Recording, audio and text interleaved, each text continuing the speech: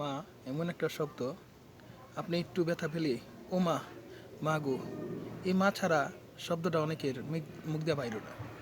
মা শব্দটাই সবচেয়ে বেশি বাইর হয়। মা আমাদের মাঝে যার আছে সে বোঝে না, যার নাই সে বুঝে, সে কয়ে বুঝে। যে সন্তান মার খেজমত করছে, মার ভালোবাসা পেয়েছে, ওই সন্তান বোঝে।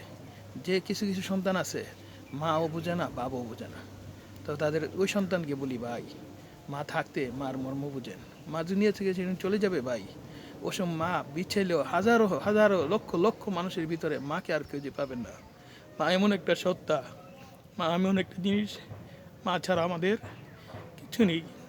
কে মা আমাদের সবচেয়ে আপনি যেসব মাকে বলবেন, মা আমার মাথাটা একটু দোয়াই দাও, দেখবেন মা আপনাকে এমনভাবে আদর করবে, মা নিজে কেঁদে দিবে।